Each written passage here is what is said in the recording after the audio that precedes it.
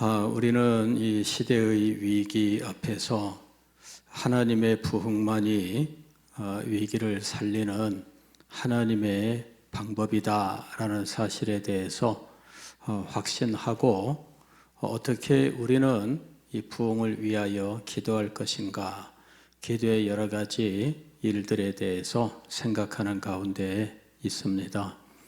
시대의 위기라고 하는 것은 국가적인 위기, 삶의 위기, 더 나아가서 교회의 위기가 중첩되어 있는 것을 의미합니다. 그래서 아무리 나라가 힘들고 어려워도 교회가 살아있다면 위기라고 말할 수는 없겠지요. 시대적 위기라기보다는 국가적 위기 이렇게 말할 겁니다. 경제적으로 힘들고 어렵다면 경제적 위기라고 말할 수 있겠죠. 그러나 시대적 위기라고 제가 표현할 때에 이것은 교회의 위기가 거기에 중첩되어 있기 때문입니다. 그래서 이 땅은 소망도 없고 이 땅을 살릴 교회의 능력은 사라지고 이런 상황이 되어 있다라는 것입니다. 최근에 미국에서 어떤 언론인이 한국 사회에 대해서 이야기를 했는데, 한국은 전 세계에서 가장 우울증이 심한 국가다 이렇게 이야기를 했습니다. 그리고 이제 우울증의 원인을 찾으러 한국에 와서 여러 곳을 다녔는데, 이 사람이 한국에서 직면한 것은 뜻밖에도 우울한 것보다는 상당히 밝고 여러 가지 긍정적인 모습들을 많이 봤습니다. 근데 왜 우울한가 원인들을 찾아보았는데 경쟁 때문이었다 이렇게 이야기를 합니다. 경쟁 때문에 그 경쟁 사회가 가지고 있는 그런 이 잘못된 이런 모습들이 나타났다 이런 식으로 이야기를 합니다. 그런데 한국 사회만 경쟁이 있을까요? 그렇지 않죠. 한국 사회는 경쟁뿐만 아니라 비교도 아주 많이 하는 사회입니다. 그래서 저 사람과 나를 비교하고 그 비교한 이후에는 낙심하고 이러는 일들이 정말 심한 상태입니다. 언젠가 전 세계 국가들의 행복 지수를 이렇게 측정을 했는데 세계 1위 국가는 뜻밖에도 네팔이라고 하는 나라였어요. 이 네팔이라고 하는 나라는 글쎄요, 뭐 안 가봐서 잘 모르겠지만 그러나 여러 가지 TV 여행 프로그램 통해서 보게 되면 너무너무 못 사는 나라지요. 예. 그 나라는 자연 환경도 굉장히 안 좋고, 그 다음에 뭐 그런 환경에서 저보고 살라고 하면은 아마 못 살 것 같아요. 얼마나 그 열악한 그 히말라야 산맥이 있는 그 고산지대에서 뭐 제대로 뭐 산업도 없는 곳에서 살아간다는 거죠. 그런데 뜻밖에도 그렇게 가난하고 그렇게 힘든 자연 환경 속에서 살아가는 사람들이 세계 1위의 행복 국가였다는 거죠. 물질적으로 그 행복을 측정하는 것이 아니라 정신적으로 측정을 해보니까 그 사람들은 만족하며 살고 있더라 하는 겁니다. 근데 한국 사람들은 만족하지 못하죠. 왜 만족하지 못하는가? 이 비교 의식 때문이에요. 한국 사람들은 그게 굉장히 강해요. 그리고 똑같이 되고 싶은 욕망, 이것이 참 강합니다. 그래서 전 세계 어디보다도 향상이 빠르지만 그런데 또 낙심하고 절망하는 것도 역시 강할 수밖에 없더라. 뭐 그런 이야기입니다. 자, 오늘 우리는 이런 사회 속에서 교회가 그 힘과 능력을 상실해 가고 있다라고 하는 이런 일이 지금 가중되고 있는 것입니다. 그래서 얼마나 이 국가적으로 시대적으로 큰 위기인지 모르겠습니다. 우리 교회가 지금 그 한가운데 있는 거예요. 그리고 이 위기가 앞으로 10년 사이에 더 깊이 심화될 이런 상황에 있습니다. 이것을 지금 되돌리지 않는다면 어떻게 될까? 참 상상하기가 힘들지요. 예, 그래서 이 10년 내로 우리는 하나님의 은혜 아니면은 회복될 수 없는 이런 위기, 이런 속에 있다는 겁니다. 이것을 이겨내기 위해서 우리에게 필요한 것은 하나님의 은혜, 하나님의 부흥밖에는 없다라고 하는 것이죠. 우리 교회가 우리들이 지금 이런 현실을 자각하지 못한 채 그냥 과거에 살아오던 대로 행하던 대로 그냥 간다면 어느 순간 우리는 정말 깜짝 놀라 잠에서 깨어나고 그 다음에는 절망할 수밖에 없는 상황이 될 거예요. 지금 우리가 눈을 떠야 됩니다.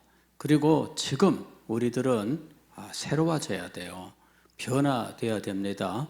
과거에 행하던 대로 해서는 안 돼요. 우리의 믿음의 삶도 과거처럼 하면 안 돼요. 지금은 달라져야 되는 때예요. 지금은 더 간절해져야 되는 때고요. 지금은 더 정말 하나님의 은혜를 전심으로 구해야 되는 때입니다. 저는 한때 그런 생각도 했습니다. 하나님 앞에 기도하지 않아도 그냥 세상의 법칙을 따라서 살아가도 그냥 잘 살 수 있지 않는가. 이런 사회, 이런 세상 속에서 성도들이 간절해야 할 이유가 어디 있으며 성도들이 절박하게 하나님의 은혜를 구할 이유가 어디 있을까? 지금 교회가 능력을 상실한 것은 그냥 세상살이가 하나님의 은혜 없이도 그냥 되는 것처럼 되어 있기 때문이다. 저는 그런 생각을 했었어요. 정말 그렇습니다, 여러분. 경제가 발전하고 나라가 점점 발달하고 하면서 우리들은 기도하지 않아도 그냥 먹고 사는데 열심히 노력하면 여러 가지로 잘 되고 그러는 속에서 살게 된 거예요. 그러면서 우리는 어느덧 하나님의 은혜를 예전처럼 절실하게 구하지 않고 절박하게 구하지 않게 되었다 하는 것입니다.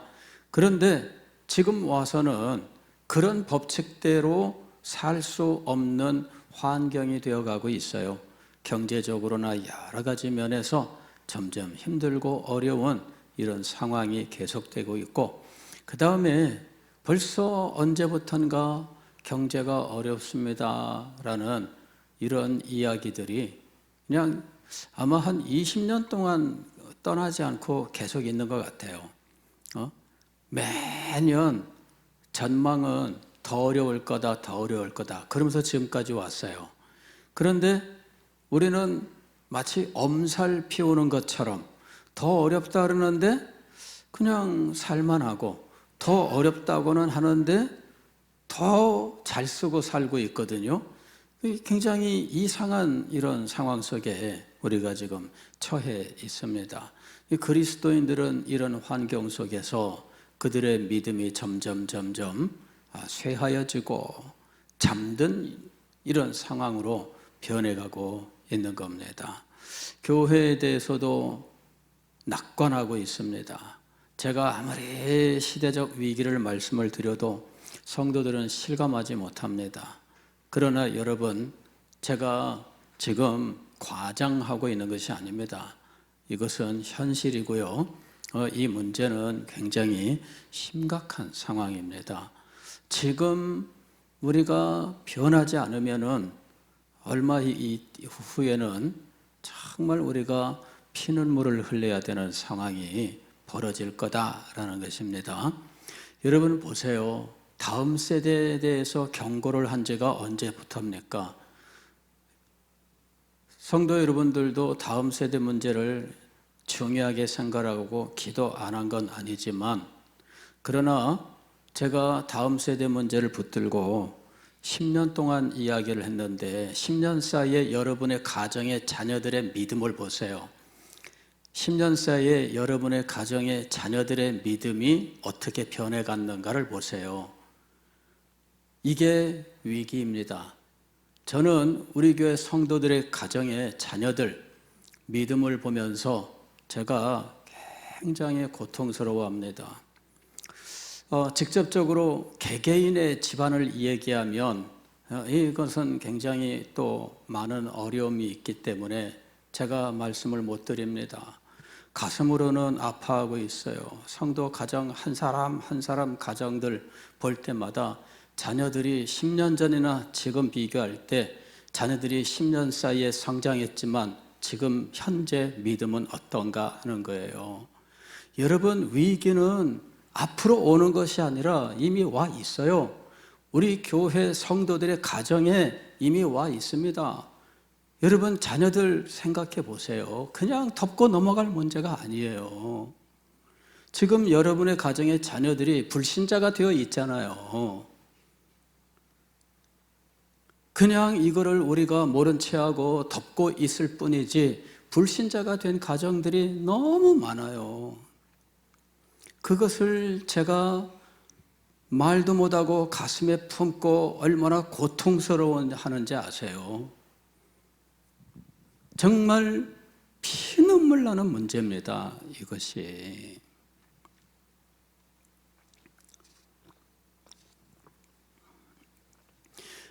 여러분, 위기는 앞으로 오는 것이 아니에요. 이미 와 있습니다.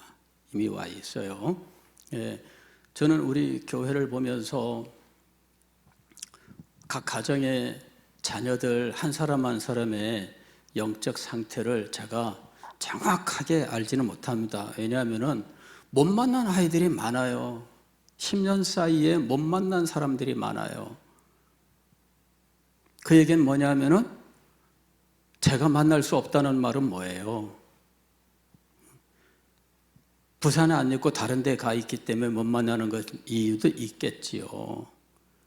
그러나 많은 사람들이 부산에 있으면서도 못 만납니다. 그게 우리 현실입니다. 위기는 앞으로 다가오는 것이 아니라 이미 우리 가정에 이미 들어와 있어요.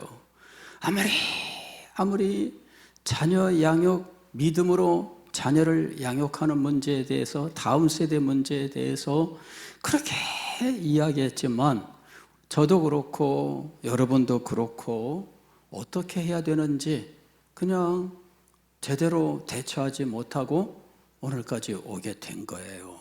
그래서 이제 와서 뭐 누구를 탓하고 뭐 그러겠습니까? 참 이 위기를 말하는 것은 쉽지만 위기를 이겨내기 위해서 어떻게 해야 될지는 정말 어려운 문제다. 저도 많은 고민을 하고 지금까지 그 길을 찾기 위해서 그렇게 몸부림을 쳤고 여러분들에게 이 문제를 위해서 기도해 달라 말씀도 드렸습니다. 그런데 주님께서 주신 답은 다른 데 있는 게 아니에요. 하나님의 은혜가 임해야 돼요. 하나님의 은혜가 임해야 돼요. 그렇지 않으면 변화가 안 되거든요. 은혜 없이 되는 것이 어디 있겠어요? 알고 보면은 은혜 외에 다른 길이 없습니다. 한 사람의 생각이 바뀌고 인생관이 바뀌는 것은 하나님의 은혜가 임하는 것, 이것밖에 없어요. 그 일 이외에는 다른 방도가 없습니다. 그래서 제가 여러분들에게 말씀을 드렸습니다. 자녀들이 비록 지금은 믿음의 길을 떠나 있을지라도 그 자녀가 어디선가 누군가를 만나고 하나님의 은혜를 다시 받을 수 있도록 위해서 기도해야 됩니다. 부모가 데리고 있지 못하잖아요. 지금 다 멀리 떠나가 있는 자녀들입니다. 1년 가야 여러분 몇 번이나 만나겠어요. 만날 때마다 뭐 얘기를 안 하는 건 아니지만 얘기를 하는 것도 쉬운 일이 아닙니다. 아이들하고 인상고쳐야 되는데 모처럼 만났는데 그 시린기삭하는 애들한테 믿음의 길을 얘기하는 거 쉽지 않잖아요. 그러니 그냥 서로 좋게 헤어졌다가 또 만나려면 그냥 웃고 가벼운 얘기만 하고 웃다가 끝나야 됩니다. 믿음 이야기 못합니다. 처음 1, 2년 동안은 하셨겠지. 그러나 부모 쓰러 떠나 살면서 5년, 6년, 10년 되면은 이제는 그런 얘기를 할 수가 없게 돼요. 그래서 여러분 다 이게 현실입니다. 현실입니다. 예. 부모가 자녀를 데리고 있을 때 제대로 양육하는 것이 얼마나 중요한 일인지 모르겠습니다. 근데 데리고 있다고 해서 제대로 신앙교육을 시킬 수 있을까? 그건 또 다른 문제더라고요. 알고 보면은 부모는 믿음을 지키려고 하는데 자녀에게는 그거를 끝까지 말할 수 없는 이런 문제가 있습니다. 왜 그럴까? 부모가 죽을 각오를 안 하기 때문이에요. 부모가 숨 넘어가면은 자녀들도 겁을 냅니다. 근데 부모들보다 자녀들이 먼저 숨 넘어가는 행동을 하거든요. 부모들이 못해요. 그래서 지금 현재 우리 부모님들은 자녀들을 믿음으로 이끌질 못하는 겁니다. 왜? 죽지 않기 때문이야. 죽지 않기 때문에. 저도 과거에 그런 경험이 있어요. 제가 고등학교 3학년이 되었는데 3월 달에 교회에서 부흥 집회가 있었습니다. 학교 마치고 부흥 집회 저녁 때 참석을 했는데 마지막 날 저녁입니다. 수요일 날이 이제 목요일 날 새벽에 끝나는데 수요일 날 학교 끝나고 교회 와서 이제 기도를 하고 있는데 마음속에 어떤 생각이 들었느냐 하면은 부흥회가 있는데 집에 가서 이 부흥회 있으니 교회 가자 이 말을 내가 부모님에게 못했다 이 마음이 들더라고요. 그때 저는 정말 교회 가는 것 때문에 핍박받고 말할 수 없는 고통을 겪고 그랬던 때입니다. 그러니 집에 가서 교회 가자 말 꺼낼 수 있는 상황도 아닙니다. 그런데 그날은 유독 마음속에 이게 와서 부딪혔어요. 그래서 가방 놓고 그냥 집으로 막 갔습니다. 이래가지고 집에 갔더니 어머니가 집에 계신데 부엌에서 일을 하고 계시더라고. 그래서 제가 우리 어머니한테 집에 들어서자마자 엄마 교회에서 부흥회 하고 있는데 교회 같이 갑시다. 그랬더니 대뜸 나오는 말씀이 안 간다. 근데 제가 어머니를 붙들고 막 울었어요. 엄마 교회 가야 돼요. 그리고는 막 방으로 데리고 들어가서 코트를 막 입혀드리고 교회 가야 됩니다. 그리고 막 그 절박함이 전달이 된 거예요. 그래가지고 그 절박함에 우리 어머니가 굴복을 하고 알겠다 그러더니 따라 나서더라고. 근데 그때 우리 어머니가 병 때문에 몸이 굉장히 약한 때였거든요. 그래서 제가 이래 가서는 안 되겠습니다. 없고 교회로 막 달려갔어요.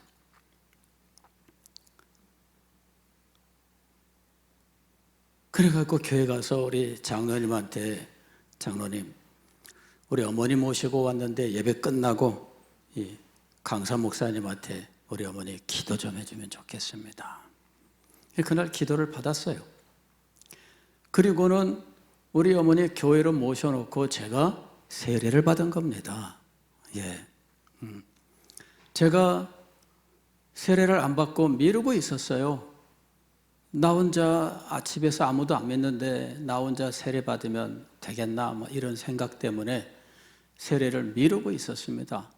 근데 우리 어머니 모셔다 놓고 그 예배 시간에 제가 세례를 받은 거예요. 근데 여러분, 우리 어머니가 왜 교회까지 따라왔을까요? 물론 하나님께서 역사하신 거지만 제가 가지고 있었던 그 절실함, 그 절박함, 간절함, 아들이 그렇게 와서 간절하게 호소할 때 그만 그 마음이 움직이게 된 거죠. 그래서 못 이기는 채 이렇게 교회로 오시게 된 거예요. 여러분, 그 절박함이 이겨야 돼요. 하나님의 은혜가 있어야 되는 건 맞아요. 그러나 하나님의 은혜를 위하여 여러분은 얼마나 절박해지셨느냐 하는 거죠. 여러분의 자녀를 위해서 여러분이 죽을 각오가 되어 있습니까? 여러분이 그런 절박함으로 자녀들에게 정말 다가가셨습니까? 그게 쉽지 않은 건 알아요. 그러나 여러분 기도하시고 하나님께서 여러분에게 그와 같은 특별한 은혜와 기회를 주시기를 기도하세요. 말할 수 있는 기회를 주님께서 주실 겁니다. 그때 여러분의 간절함과 여러분의 절박함, 그것들이 그 순간에 나타나게 될 거예요. 그냥 되는 거 아니죠. 누군들 그런 답을 모르겠어요. 하나님의 은혜면 다 된다. 그 답을 모르는 사람이 누가 있겠어요? 그러나 그 답을 아는 것과 그 답이 내게 임하여 내가 그 은혜 가운데 들어가는 것은 다른 문제입니다. 지금 우리의 문제가 그거예요. 지금 제가 시대적 위기에 대해서 계속 말씀을 드리고 있습니다. 우리 교회는 시대를 섬기는 교회, 시대 정신을 이기는 교회가 되게 하여 주옵소서. 이 일을 위하여 하나님이 영광 중에 강림하시고 우리에게 말씀의 영광과 복음의 은혜와 능력을 나타내 주옵소서. 제가 늘 기도하는 기도 내용들입니다. 그런데 다 성도 여러분들이 듣고 아시는 내용들입니다만은 그러나 그게 오늘 우리에게 임하는 문제는 또 다른 문제입니다. 이게 우리에게 일어나야 된다는 것입니다.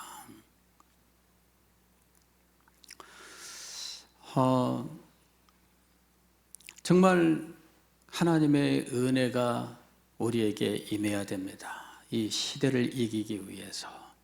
그리고 이 시대를 위하여 하나님께서 정말 교회를 모범으로 남겨놓으신다면 저는 우리 서대신 교회가 하나님께서 모범으로 남기시는 교회가 되기를 소망합니다. 시대가 점점점 그렇게 갈 때에 산 위에 있는 동네가 숨겨지지 않는다라고 하시는 그 말씀처럼 우리 교회가 숨겨지지 않고 시대의 어둠을 밝히는 등불과 같은 교회가 될 수 있기를 소망합니다. 시대가 살아날 수 있으면 좋지만 시대가 어두움 속에 계속 간다 할지라도 우리 서대신 교회는 말 위에 켜서 온 방안을 밝히는 등불과 같은 교회가 될 수 있기를 소망하는 겁니다. 제가 계속 말씀을 드리는 이유가 바로 거기에 있어요. 그리고 그 은혜가 여러분과 여러분의 가정에 또 여러분의 자녀들에게 역사하기를 소망하고 있습니다. 될 거예요. 될 거예요. 지난 주일에 우리 청년부 중고등부 연합 수련회를 진행했습니다. 참 안타깝게도 우리 중고등부에서는 한 명의 학생밖에는 참석하지 못했습니다. 근데 저도 참 뜻밖으로 생각했던 것은 그 한 명이 사실은 수련회에 올 거라고 생각지도 못했던 학생이거든요. 그 학생이 왔어요. 그래서 제가 마음의 위로가 됐어요.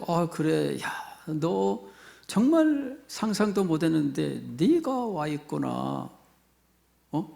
이 하나님의 은혜 아니면 어떻게 그 학생이 와 있을까? 제가 마음속에 위로가 됐어요.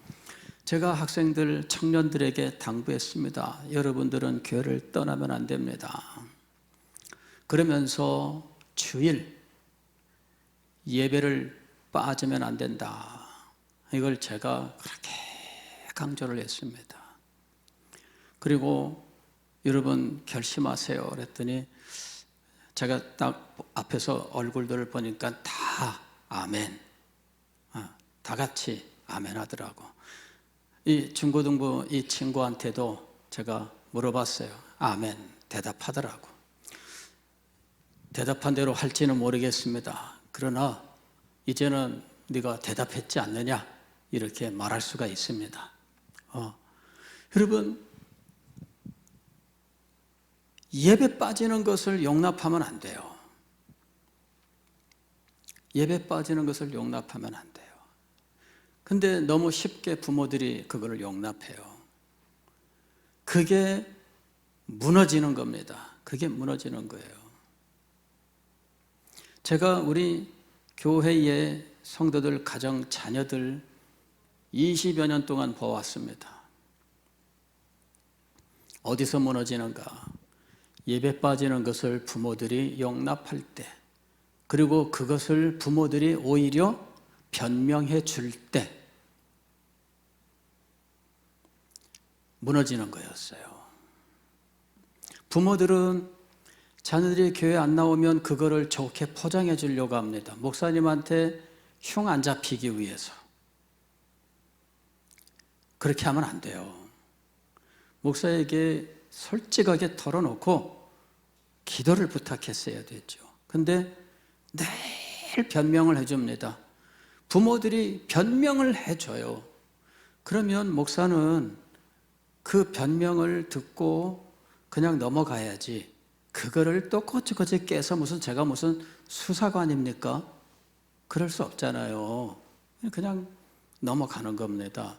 근데 부모들이, 자녀들이 교회 예배를 빠지는 것을 변명해주고 감싸주기 시작할 때 이미 무너지기 시작한 거예요. 제가 오늘날 와서는 부모가 마음이 찢어지든 말든 나는 파고 들어갔어야 되나? 간혹 그런 생각을 합니다. 그때는 보통 우리 한국 사람 그렇잖아요. 애들을 건드려? 그러면은 원수 되잖아요. 목사라도 자녀 믿음의 문제를 가지고 얘기하는데 그거를 그렇게 받아들이지 않고 원한 품는 상황이 얼마든지 벌어질 수 있어요. 목사는 여러분의 영혼과 영원한 운명에 대해서 얘기를 하는 거예요. 여러분의 자녀 흠잡으려고 말하는 거 아닙니다. 근데 사람들은 그렇게 받아들인다는 거죠. 아니에요.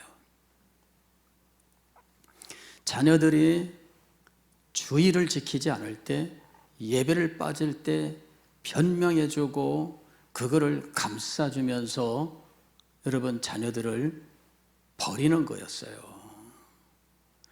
제가 지금 와서 깨닫는 겁니다. 그때 좀 더 야박하단 말을 듣더라도 좀 더 실감나게 말을 했어야 되는데 그런 후회를 합니다. 그런 후회를 합니다. 목사님 상처 입었어요. 이런 말을 들어도 그래도 했어야 되는데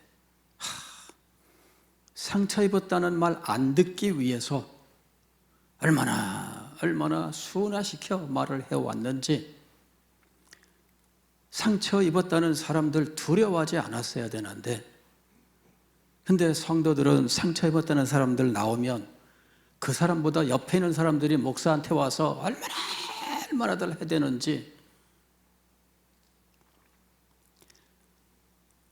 상처 입었다는 사람 대신해서 저한테서 말해주는 사람들이 얼마나 많은지 몰라요.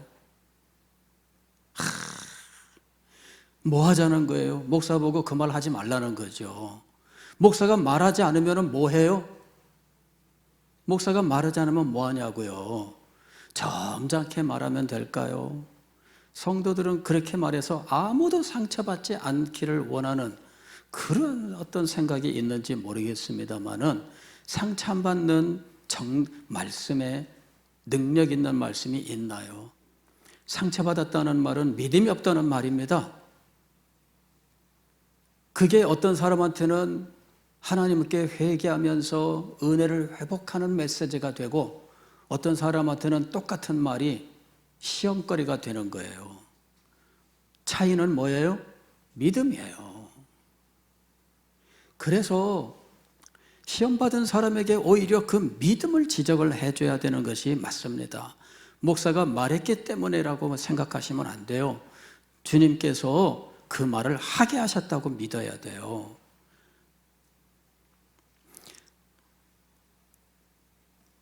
그 말을 하게 하셨어요. 그래서 부딪히는 겁니다. 부딪힘이 있어야 되는 거예요.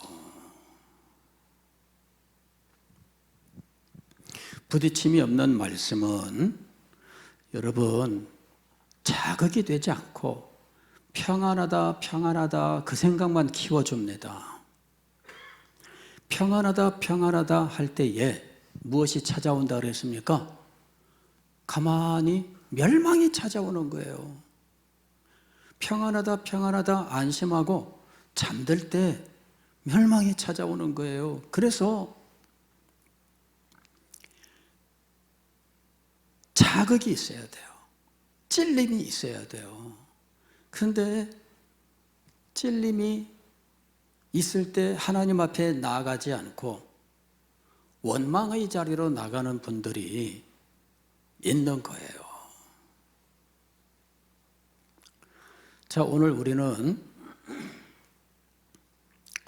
우리의 이 위기에 대해서 생각을 했습니다. 이 위기를 이겨나가기 위해서 우리는 답을 알고 있어요. 하나님의 은혜. 그리고 제가 하나님의 은혜뿐입니다 라고 거기서 설교가 끝났으면 여러분들은 아무런 자극 없이 그냥 은혜가 답이다 하고 넘어갔을 거예요. 근데 거기서 끝내지 않고 은혜를 위하여 어떻게 할 것인가 그러면서 여러분의 마음속에 아픈 것들을 제가 끄집어냈어요. 이것이 상처가 되고 시험이 된다고 하면 여러분 스스로 자기를 돌아보셔야 돼요. 제가 여러분 마음을 헤집어서 상처 입고 괴로워하고 그러려고 이 말씀 드린 거 아닙니다. 은혜를 위하여 말씀을 드리는 겁니다. 왜? 은혜가 필요합니다. 다 아멘 그랬습니다. 거기서 말씀을 끝내야 됐느냐? 아닙니다, 여러분. 거기서 끝내면은 똑같이 그렇게 가는 거예요. 거기서 제가 은혜를 위하여 우리에게 필요한 것이 무엇이냐? 그거를 좀 더 분명하게 말씀을 드린 겁니다. 물론 하나의 예를 든 거예요. 가장 시급한 것, 그리고 현재 진행형인 위기의 문제, 이거를 여러분들에게 말씀을 드린 거예요. 밖에 나가서 젊은 사람들 전도하는 거 지금 완전히 절벽 상태입니다. 그런데 여러분에게 주어진 한 영혼, 두 영혼, 세 영혼, 여러분의 자녀들은 밖에 나가서 돌아다니는 젊은이들과는 달라요. 여러분들과 피를 나눈 여러분의 분신이고 여러분이 얼마든지 부모의 권위로서 호소할 수 있는 영혼들입니다. 그러므로 그 영혼들이라도 여러분이 살려야 돼요. 밖에 나가서 젊은이들 안 해도 돼요. 여러분의 자녀들이라도 살리세요. 그게 지금 우리에게 필요한 거예요.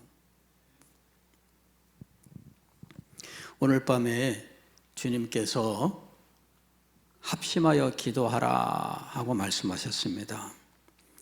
진실로 다시 너희에게 이르노니 너희 중에 두 사람이 땅에서 합심하여 무엇이든지 구하면 하늘에 계신 내 아버지께서 그들을 위하여 이루게 하시리라.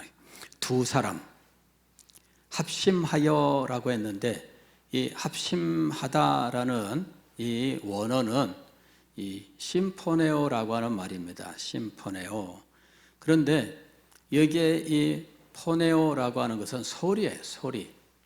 그리고 심이라고 하는 것은 똑같다, 일치한다, 그런 말입니다. 그래서 심포네오라고 하는 말은 그냥 글자 그대로 하면은 같은 소리를 말하다, 같은 소리를 내다라는 이야기입니다. 이것이 합심하다라는 의미를 갖게 된 거예요. 이거는 노래하는 사람이 이렇게 하는 걸 말합니다. 노래를 하게 되면 다 같은 음을 맞춰서 다 동일한 음으로 소리하게 되는 걸 말하는 겁니다. 그런데 나는 지금 찬송을 부를 때에 그냥 만복의 근원 하나님 그러는데 만 이렇게 음이 나왔는데 어떤 사람은 만, 어떤 사람은 만 이렇게 내는 거예요. 그래가지고 노래 끝날 때까지 음이 하나가 안 돼. 그럼 어떻게 되겠어요? 와글 그냥 와. 예. 그거는 심포네오가 안 된 겁니다. 소리가 하나가 안 된 거예요. 소리가 하나가 되라. 기도할 때 기도가 하나가 되라 그 얘기입니다. 예수 그리스도의 이름으로 예수 그리스도 안에서 하나가 되고, 교회는 연합기관입니다. 하나됨이 교회의 특징이잖아요. 그리스도의 한 몸이 되는 것. 그런데 이 한 몸이 되는 것이 마음이 하나가 되고 기도가 하나가 되고, 기도 가운데 기도하는 그 내용, 특별히 우리가 이 시대를 위한 하나님의 은혜를 구한다면 그 은혜를 구하는 마음이 하나가 되어야 된다. 오늘 밤에 우리가 기도할 때 한 가지 중요한 위기를 말씀을 드렸어요. 우리 자녀들의 영혼의 문제를 위해서 말씀을 드렸습니다. 함께 기도하는 거죠. 이럴 때 심포네오, 우리가 모두 다 같이 우리의 자녀들을 위해서 기도하자 그 얘기입니다. 우리의 자녀들이 현재 믿음이 없다면 은혜로서 믿음이 회복될 수 있기를 위해서, 믿음 생활을 잘하고 있다면 앞으로 변치 않고 정말 그리스도 왕국의 일꾼으로 쓰임받기를 위해서 기도해야 되겠습니다. 이 기도에서 합심하여, 즉 심포네오가 이루어져야 된다 하는 것입니다. 오늘 밤에 이걸 위해서 기도할 거예요. 아이가 아직 어리다, 어린 아이를 위해서도 기도하세요. 그리고 이 어린 아이를 믿음의 사람으로 키우기 위하여 참 심포네오, 합심하여 기도하자 하는 이야기입니다. 오늘 밤의 기도는 바로 그 문제예요. 그냥 교회는 간신히 나갑니다.